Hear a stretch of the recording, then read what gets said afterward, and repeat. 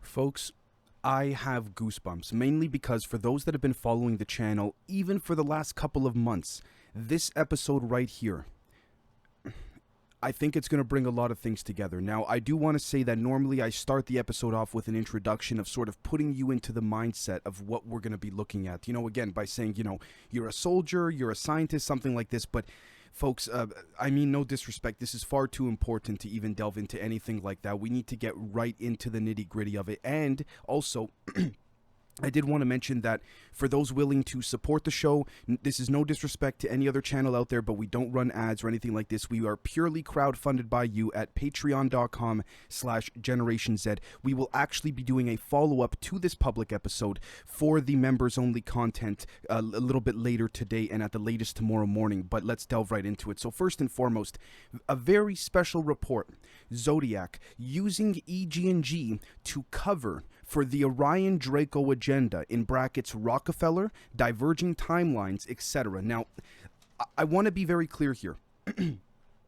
As excited as I may seem in this presentation, let me say first and foremost, with the utmost respect to all of you, and when I mean all of you, I mean the audience, I mean everyone in the UFO community, the paranormal community, all of it. I could be wrong here. This is just a proposal of mine. We're here to explore possibilities, ideas, theories, things like this. Now, without further ado, I would like to thank a handful of individuals for actually giving the motivation for this episode to come to fruition. Some of those people, I cannot say the names. You know who you are. Thank you very much. Other people, for example, like Alexi from Lucius Labs, Kurt Jaimungal from Theories of Everything. These are some people whose content I've read, listened to, who have helped me bring this together, as well as Micah from Decoding the Bible, Brandon Expanding Reality, Andrew Deepshare Podcast, Ani, Mr. Winter, Dan Winter, even to a small extent, even Mr. Hal Pudoff, who I've never personally met myself. But anyways, let's delve right into it. So first and foremost, let me just minimize my screen here. Now,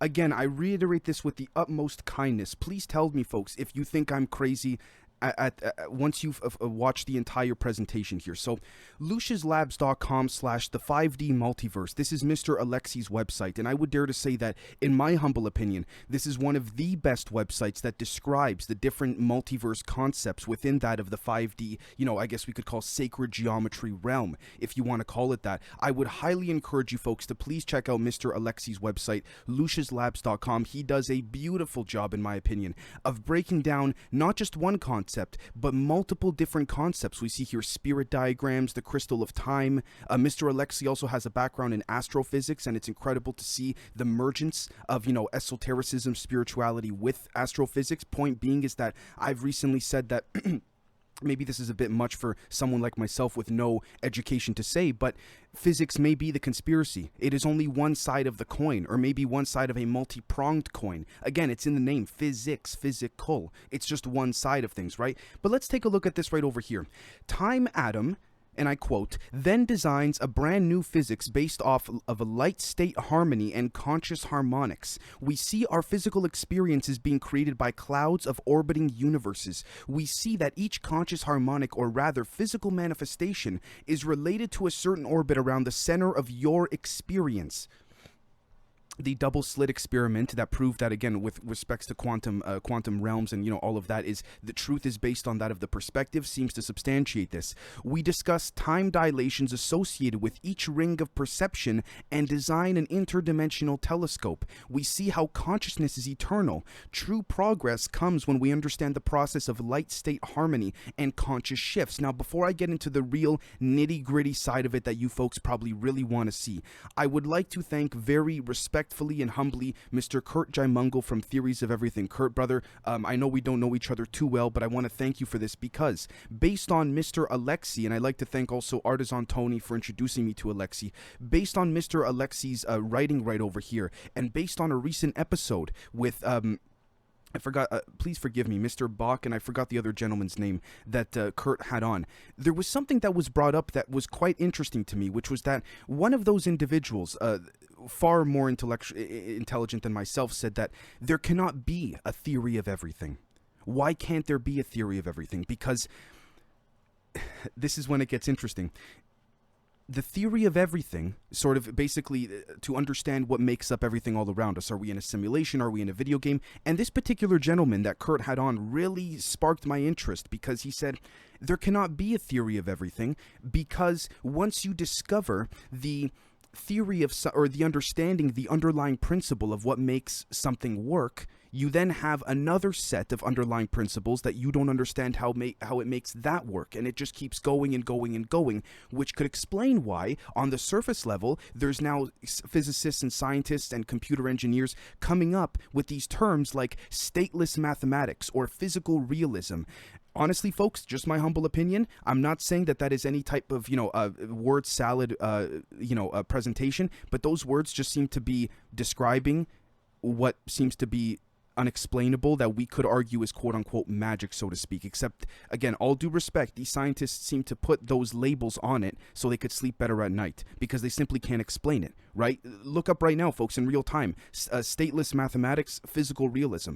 It's an unexplained phenomenon, if you will, but it seems to have some place within the universe that physics can't explain, because again, physics, just one side of it, physical. Anyways, let's delve into the really, really hardcore rabbit hole angle of things here, okay? And again, please tell me in the comments if you think I'm taking a bit of a leap, if this is a bit much, you name it. I'm always open to criticism, because again, I'm not saying I'm right and everyone else is wrong. It's just a proposal in theory that months of research has sort of led me to. So let's take a look. We see here that according to LuciusLabs.com, right below the highlighted words here, the fifth dimension then ties everything together to show that we live in a 5D multiverse. This would explain a lot of people currently saying that what's going on in Ukraine, you have it, actually has to do with higher realms. Now, I'm not going to delve into, into politics. That's not my point here. Point being is that apparently there are higher realms of, I guess you could say, esoteric battle occurring that is now disseminating into this realm, which we call the physical realm. Now, take a look here. Reality is literally being stretched and crunched into existence. The layer we experience depends directly on the harmonization of our conscious antenna, aka the magic sphere. We can maybe argue this is the pineal gland, if you will. We discuss magic squares and energetic vortices. Now, here's what's interesting, folks. Okay, now notice this. We go back here. We see our physical experience is being created by clouds of orbiting universes, and we see that each conscious harmonic, or rather physical manifestation, is related to a center orbit around the center of your experience. Okay, when I see I see slit eye experiment with respects to, again, what is real. Honestly, we have no idea. Define real. We don't know. I mean, that's just my opinion, but I think that's what we're at this point in time, even at the highest levels of intellectualism and science, right? We see here, each conscious harmonic. You know what's interesting about the term harmonic? It reminds me, believe it or not, of, this particular gentleman right over here, Mr. Don Phillips. Who was Don Phillips? Design engineer, former Lockheed Martin Skunk Works division, CIA, United States Air Force. He's passed away, I believe, at this point in time, but he actually came forward in 2001 or 2 with Stephen Greer's Disclosure Project, and again, think of Mr. Greer as you will in today's modern day, but at the time, I must give Greer credit for assembling, I believe, over 300 or 400 military vets and others willing to testify in front of Congress pertaining to this. Now, Mr. Don Phillips, there's a whole 1-hour video where he talks about literally they've made handheld devices that can cure cancer in like what you see in Star Trek, folks, like treat, diagnose, cure cancer, all of that. Here's what's interesting. He brings up EG&G constantly over and over again. So let's take a look. What was EG&G? According to Wikipedia, EG&G, formerly known as Edgerton, Germashausen and Grier was incorporated, was a United States national defense contractor and provider of management and technical services. The company was involved in contracting services to the United States government during World War II and conducted weapons research and development during the Cold War era, from 1948 and onwards. It had close involvement with some of the government's most sensitive technologies. Okay, the group's high-speed, in its early history, the group's high-speed photography was used to image implosion tests during the Manhattan Project. This is when it gets interesting. During the 1950s and 60s, okay, we see here, EG&G was involved in nuclear tests as a major contractor for the Atomic Energy Commission. Okay. EG&G made extensive use of the Nevada test site for weapons development and high-technology military testing at Nellis Air Force Base. Okay, now again, let's also keep in mind these are, I guess you could say contractors that we see quite often in terms of their names popping up. Notice this: EG&G was involved in nuclear tests as a major contractor for the Atomic Energy Commission. Now, this is when I say this is my opinion, not a fact, okay? Allegedly, the Atomic Energy Commission, which was headed by Edward Teller, all right, at one point in time, according to video testimony by this gentleman here, Mr. Bill Uhouse, claimed that Edward Teller was sitting at a table with a handful of other engineers and scientists with another individual by the name of J-Rod. But here's what's interesting about J-Rod, so to speak. Okay, if we take a look, please forgive me 1 second. J-Rod looked like this. J-Rod was not human, allegedly. I say allegedly, this could be incorrect, okay? J-Rod was not human, and he had these lenses on, all right, with the eyes. Okay, apparently they cannot, these beings, these grays, if you will, some of them are us, half sort of human, sort of not. We'll get into that shortly. But they're very sensitive to light, which is why they have these goggles on. Now, what's interesting about the lenses, if you will, is that they're also technological devices. Here's what's interesting. Let's go back to EG&G. 1950s and 60s, okay? We see right over here, very quickly, during the 1950s and 60s, all right, we see here EG&G expanded its range of services, providing facilities management, technical services, security, and pilot training for the U.S. military and other government departments. EG&G builds a variety of sensing, detection, and imaging products, including night vision equipment, sensors for detection of nuclear material and biological weapons agents, and a variety of acoustic sensors. Acoustic sensors. That's interesting. Wasn't there a gentleman, a British gentleman, I believe, who passed away at this point in time, or from the UK, who was able to use acoustic levitation as just one form of propulsion? But let's put that aside for a second. Notice this. EG&G builds a variety of sensing, detection, and imaging products, including night vision equipment. Allegedly, we got, and when I say we, I mean humans, got a lot of our night vision and what have you from the lenses of, of this being right over here. Now, you might be saying, okay, Dave, I understand this is just your opinion, if you will. How can you substantiate this? Well, let's take a look at this video that has, by the way, yet to be, I would dare to say, yet to be debunked, if you want to call it that. Because again, I can't. Please, I really do mean this. For those that, again, who may want to debunk this or look into it, we're here to have an open discussion. I'm not here to say I'm right, you're wrong. Please let me know if you find this to be fake. But watch this video. And we have more to substantiate this. I got this from the dark web. These are allegedly doctors working on a particular gray, all right? And we see here they remove the lenses of the gray. And then watch what happens. Okay, we see that the nose here, right? The nostrils, the mouth here. Now, watch what happens when the goggles or the lenses, whatever you want to call it, are removed. You see the eye, right? Now, okay. It's hard to see. Allegedly, there's a slit within the eye. Now, I want to say allegedly very strongly, because clearly the quality here is not good enough to confirm that. But you'll see very shortly why I bring this up.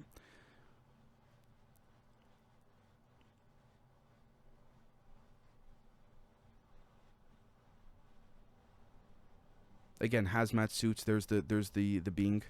Seems to be alive. Not sure to what extent. Now, keep in mind, there's allegedly different variations of grays, according to Lieutenant Colonel, Staff Sergeant Clifford Stone. May he rest in peace as well.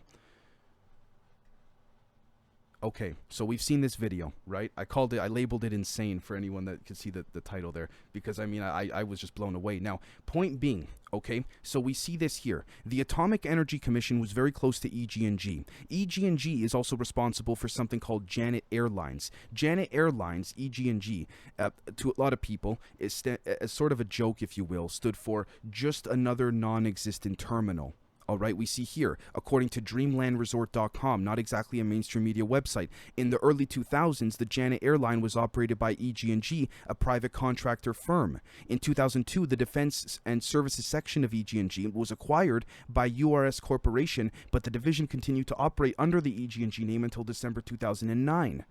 Interestingly enough, according to their website, URS is a leading provider of engineering, construction, and technical services for public agencies and private sector companies around the world. Now, this is interesting, okay, because we see here that Again, EG&G, October 2014, URS, Janet Airlines, it's all over the place, right? With Air Force Flight Test Center, Nevada Test and Training Range, all of that.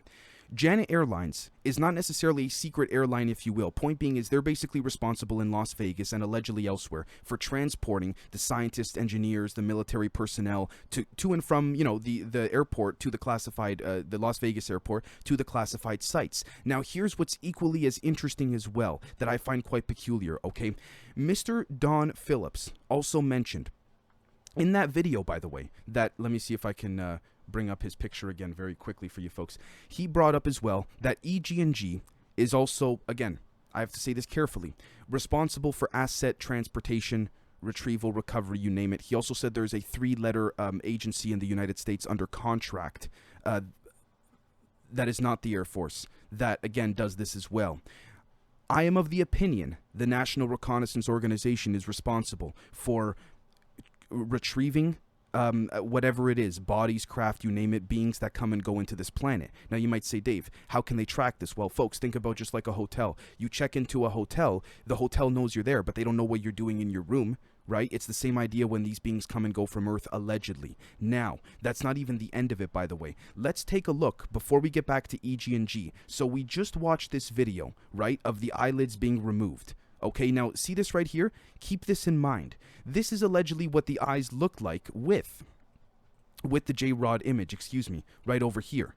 Okay, and this J-Rod was wearing a human shirt in the meeting with Mr. Uhouse and Mr. Edward Teller. Edward Teller was the father of the atom bomb. Edward Teller is the same individual that, again, I know Bob Lazar's controversial, that Bob Lazar claimed to have had a discussion with. In the early 2000s, Mr. Teller seemed to give a response publicly that his lawyers seemed to tell him, where he basically tried to pull a Prince Andrew, essentially, and say, well, I never met Bob Lazar, but if I did, maybe I chatted with him, but if I didn't, then I don't remember, but if I did, we may have talked. So did you meet him or not?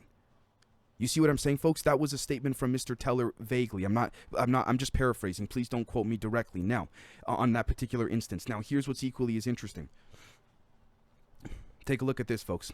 The 2002 Crabwood crop circle, all right? 35 years later in 2002, an intrinsically fashioned spiral disc appeared in crops with a 1368-bit message for all humans on Earth. And it translated from binary, by the way, to this right over here in 2002 in the UK. Beware the bearers of false gifts and their broken promises. Much pain, but still time. Believe there is good out there. We oppose deception. Conduit closing. Okay, now for a lot of you that say, Dave, you're getting too hopeful, like this planet's doomed, so to speak, folks. By definition, the Hermetic principles, Walter Russell's the universal one. By definition, if there is bad, there's got to be good. And truth be told, if there's good, there's got to be bad. So again, we have to consider that. Now, let's keep this in mind as well, because, again, does this face that was drawn by we don't know what not seem to be similar to that of what we're seeing in the video here? Now, let me also be very clear. I'm not saying that all these grays are bad. We have to keep in mind, just like humans, factions fund factions. We can't say everyone at EG&G is bad. We can't say everyone in the U.S. government's bad. We can't. We can't throw them all into one bucket. Factions fund factions. Please keep this in mind, folks. Now, look at this. So this happened in 2002, right? Take a look. Reddit.com. Bill Cooper, ex-Navy intel officer, predicted Osama bin Laden false flag in June 2001. Okay, that's not the point in this case here, but that was also brought up, by the way, in the 2001 National Press Conference that Greer hosted with Mr. Don Phillips, because they said there was going to be a major event to redirect mass consciousness, but let's put that to the side for a second. He was killed, allegedly, by the CIA November 5th, 2001. He said in this video, it's a 15-minute video, I'm not going to play it, but the sources are in the description for those on YouTube, quote, asking Rockefeller for help with the alien problem was to be the biggest mistake Eisenhower ever made for the future of the United States and most probably all of humanity. Okay? Why? Because again, factions fund factions. The Orion Dracos, allegedly, are these reptilian shapeshifters who the Greys are working for, certain factions of the Greys. I say allegedly because I could be very wrong here, but it would make sense corroborating, again, Mr. Don Phillips, his claims, his statements. He talks about how they have teams all around the world that do asset retrieval and they penetrate bases and whatnot, and underground bases. He also vaguely implied what seems to be conflated with what is happening with QAnon right now about I got to be careful publicly. We'll discuss more of this on patreon.com/Generation Z. But I want to be very clear. This has nothing to do with QAnon. But he also said there's underground tunnels, underground levels at certain hangars. He said to Stephen Greer in this video directly, I could take you to the surface. I can't take you to the underground layers. Or the underground levels, excuse me. Now again, go back to the Crabwood Circle. We see right over here. Bill Cooper said that Eisenhower asking Rockefeller for help with the alien problem was to be the biggest mistake Eisenhower ever made, right? And I don't blame Eisenhower per se. His granddaughter or great-granddaughter, I have great respect for her as well. And to be fair, I also stand by what she says. Now, interestingly enough, though, this is when it gets really, really neat. EG&G, folks, okay? Also, I'm not sure exactly the financial details, so I don't want to say with confidence, but there was a mergence with a company called Solaris that was, again, by the way, controlled by the Rockefellers. Now, not only this, but interestingly enough, let's go to sunniesjournal.com, not exactly a mainstream media website, reported by, again, Dr. Michael Salla. Make of Dr. Salla and his work as you will. I have great respect for all in the community. Interestingly enough, we see here, this was just one person who claimed to be in the secret space program, and in 1981, David was sent to Area 51 for his initial training and induction into a joint secret space program called Solar Warden. He then was sent to serve on the Solaris, one of at least 2 large spacecraft belonging to the U.S.-French secret space program. Then he met with Maria Orsic, who trained him and other children to develop their psychic abilities.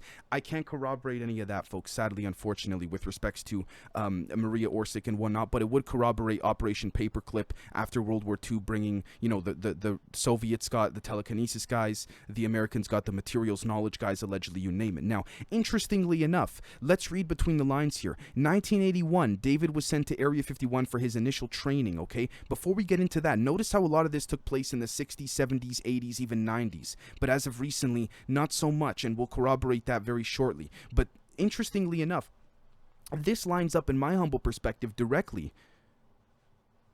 with Gary McKinnon when he saw the non-terrestrial officer sheet of Solar Warden, if you will. Solaris, that would make perfect sense.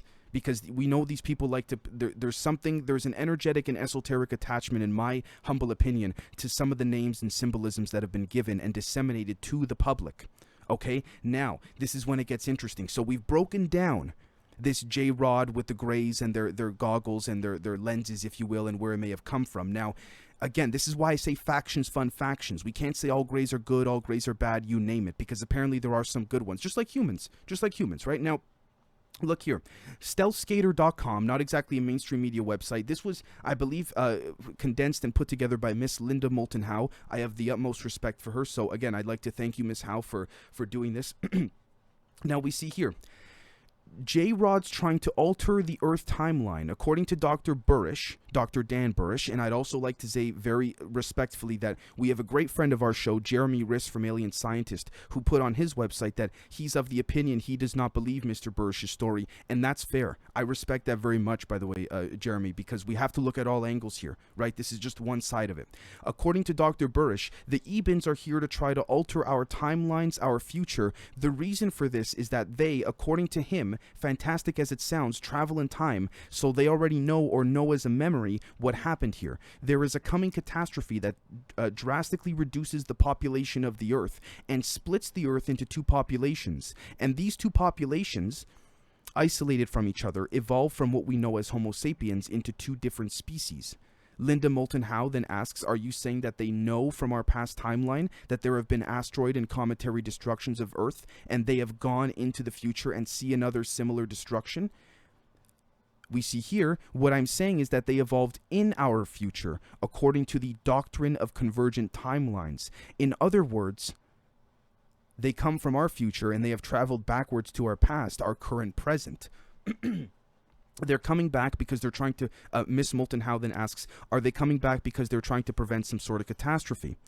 They're trying to alter the timeline. Yes, apparently whatever genetic traits this J-Rod inherited, and keep in mind, when speaking of the J-Rod, we're speaking of Mr. Uhouse commenting on, please forgive me, not Mr. Phillips, so sorry guys, the J-Rod image right over here, right? Let's go right back to that transcript there. Apparently, whatever genetic traits this J-Rod inherited, they're suffering from some kind of defective gene which has caused neural degeneration in their system, or what Dr. Burish calls a, quote, peripheral neuropathy. In fact, Dan was given the task of looking into the possibility of genetic reverse engineering to repair the Eben's degenerate system. Now, what's interesting about this is that, okay, this is when it gets really tough, because it's hard to say. Again, allegedly this whole thing of, oh, these Greys and their species are dying, apparently this is a lie that the Greys also told Eisenhower, that they've told many other species on other planets as well. I say apparently because I don't want to say that I'm speaking in a factual sense. Now, take a look at this.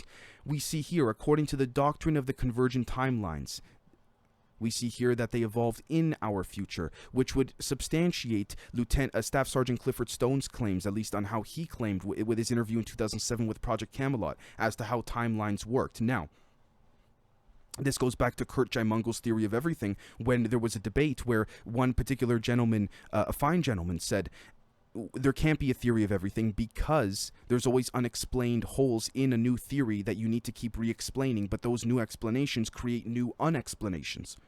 Well, again, isn't that the point of life, so to speak, ascendance? It never really ends. Doesn't that also explain also these alleged extraterrestrials that have allegedly told people that they may be smarter than us, but they don't have all the answers themselves, and that actually is what makes them more humble, if you will? Interesting, isn't it? Now, take a look at this. Miss Moulton Howe asks, did Dan Burish have any idea of what the catastrophe is in the coming future? He cannot say specifically what occurred, however, he places it as happening approximately a decade from now. This interview was done in 2002, which seems 2012 may be the time period, which also, again, ironically was the end of the Mayan calendar. Interesting that in the year 2012, there was a mass consciousness redirection to that of the movie 2012. You guys remember that? I know this might, maybe I sound like a fringe nut job, but at the same time, CERN allegedly opened portals in 2012 that was quickly just brushed under the rug, if you will. Now, why do I say this with respects to convergent timelines being so significant? Because if we take a look at our great friend of the show, Micah Dank, and his work, by the way, on the Zodiac wheel, and how the Zodiac has been used time and time again throughout ancient cultures to learn when to plant in order to survive. He's also used it tremendously, in my humble view, to decode the Bible, as we've shown publicly, but there's much more on patreon.com/Generation Z. But interestingly enough, we see here that, again, according to Mr. Micah Dank, take a look at this. It takes 2,160 years, okay, for the Earth to go through each sign, if I'm quoting this correctly, each sign of the Zodiac. Okay, and it's 2,160 years to go through one sign, all right? Now, in total, after you go through all 12 signs, that adds up to 25,920 years. Why does it seem like every 25,920 years, interestingly enough, there's this right over here. Please forgive me. I just want to make sure that we have this. This right here. This is where Antarctica is, allegedly, the poles, so to speak. This would explain the plasma apocalypse theory, because allegedly every 25,920 years, the Earth sort of flushes itself out. But how could it flush itself out if there's nothing on the inside, or if it's dense on the inside? It's not dense. It's not dense. We're gonna cover in an upcoming members episode a beautiful map that that allegedly was the map that explained to the Nazis how to get to Agartha, and it said your compasses, all that stuff is just gonna go haywire, ignore it. This would corroborate Admiral Byrd, all of that. Excuse me. Interestingly enough as well, this is when it gets even more interesting. You want to talk about being in a video game or simulation, if you will, and the Zodiac signs and the cycles feeding some type of energy mechanism. And I'm not, by the way, excuse me, I'm not saying that it's good or bad. It's not for me to say. Let's go back very quickly to Project Carrot. Okay, so take a look at this right over here. This is bibliotechapplades.net. Again, a beautiful indexing website. Now we see here we see here that this was a whistleblower who came out in 2007 who said that he didn't want to give his name out publicly because he would have been able to be narrowed down to just one of 30 or 40 individuals that worked on some language in a compartmentalized program of the CARET program. For those not familiar, CARET stands for a Commercial Application Research of Extraterrestrial Technology, and this whistleblower also faxed online a lot of these documents here as well too, interestingly enough. So make of this as you will. Now, take a look here. He goes into great detail about his time there and what have you, anti-gravity, the system of symbols, and the quote-unquote language. But he doesn't want to call it the language because it's more than that. Now, interestingly enough, take a look at this. Upon much closer inspection, this is from his whistleblower statement in 2007, we began to learn that the material, like the metal of the craft, all of that, was actually one big holographic computational substrate. Each computational element can function independently, but they're designed to function together in large clusters. I say it's holographic because you can divide it up into the smallest chunks you want and still find a scaled down but complete representation of the whole system. Does that not remind us of fractals, concentric circles? Right? Not only this, by the way, Bob Lazar claimed this as well. I know Lazar, he's quite controversial. I know, I get it. With that being said, though, this stuck out to me. We began to learn that it was actually one big holographic computational substrate. Again, I'm not saying this is fact. I'm just throwing ideas out there. We're here to explore ideas. Would this corroborate the alleged proposal that the Greys view us as quote-unquote containers? I know that's just one label amongst many, and we have to be vigilant of sticking with certain labels because we can then have a bias towards that label. We have to be careful. But point being is that, does this not remind us that if we are in a simulation, it's like these beings have to enter the video game in order to get to us? Which would substantiate Jacques Vallée's proposal. And again, I don't mean to take Mr. Vallée out of context whatsoever. I have the utmost respect for him. But this seems to validate Mr. Vallée's proposal pertaining to that of, again, the phenomenon seems to be just out of reach, but just enough within reach for us to say, yes, we experienced something, right? Which would corroborate the zone of proximal development. The zone of proximal development is this right over here, right? Zone of proximal development. I know for those that are members on Patreon, we've brought this up lately, but this is quite a bit, but this is what I've been gearing up towards. This is us. Things the learner can do on our own. We're in the center, right? By the way, notice the concentric circles and the fractality of it, but anyways. Then in the middle here, zone of proximal development. Things the learner can do with help. This seems to me, in my humble opinion, the way in which I interpret Mr. Vallée and Eric Davis's work, which I have great respect for. This seems to be where the phenomenon enters, because the outer layer is where the things the learner cannot do is, and we can't reach there without help. This seems to be the entry point of the phenomenon. Now, this is when it gets a little bit more, I guess, down the rabbit hole, so to speak. And I say this because it gets a little bit more complicated. So let's take a look, thanks to theblackvault.com, I believe Mr. John Greenwald. Docs.google, this is the Wilson leak PDF. Thank you very much, sir. Again, I have nothing but respect for almost everyone in the UFO community. And let's see here. This is a conversation between Eric Davis and Admiral Thomas Wilson, if I'm not mistaken. Now, take a look at this. This is the transcript, right? Some of you may know quite extensively what this is all about, but I have a personal perspective on a particular conversation of the transcript here. So look at this. Thomas Wilson said here, they were agitated about my calling because he made 3 calls to the program manager, right, pertaining to why he wanted to find out about, again, secret, unacknowledged special access programs, ET tech, all of that. They were very testy. There was a very testy tone from all of them. Eric Davis says, what do you mean? Admiral Wilson says, they were agitated about my calling, surprised by the call. I'm just going to skip over some of this stuff just to summarize it, folks. I read their program record in the OUSDAT Special Program Records Group and wanted to know about their crashed UFO program, what their role in that was, what they had, etc. Also, if they heard of MJ-12, or allegedly Majestic 12, or some such organization code relating to crashed recovered UFO craft. They said, a reaction on the phone to that? Yes. Asked who I talked to before I called them, so I told them, and they weren't happy with the answer. Right? Anyways, let's carry on. So let's continue down the conversation a little bit, and we'll see here. I told there were 3 individuals that Mr. Wilson told he wanted a formal briefing on the phone of a tour, etc., was exploiting my regulatory authority as deputy director of the DIA and assistance of the Joint Chief of Staff of the J2, told them my not being briefed was oversight they needed to correct. I demanded this. They needed to discuss this demand, so they hung up. I got called 2 days later and they said they don't want to talk on the phone and arrange for face-to-face meeting at their facility. Eric Davis asked, did you go? Thomas Wilson, allegedly, let me say allegedly because none of this is confirmed, allegedly. Thomas Wilson says, yes, 10 days later, mid-June or so. I flew out there, met in their conference room in their secure vault. 3 of them showed up. Now, some of you might be saying, Dave, why are you reading this stuff? We can read this for ourselves. I think this is the part in which we talk about compartmentalization and how it ties back to EG&G. So take a look. According to Eric Davis, 3 guys with whom you had the telecon, Admiral Wilson says, yes. The same 3, a corporate attorney, program director, and security director, NSA retired, a CI expert, called themselves the Watch Committee or Gatekeepers. Why that phrase or name? I asked. They said they were formed out of necessity to protect themselves after a near disaster in the past almost blew their cover. Something to do with an agreement that was reached within a couple of Pentagon SESs overseeing SAPs in those days. They were vague about when that was.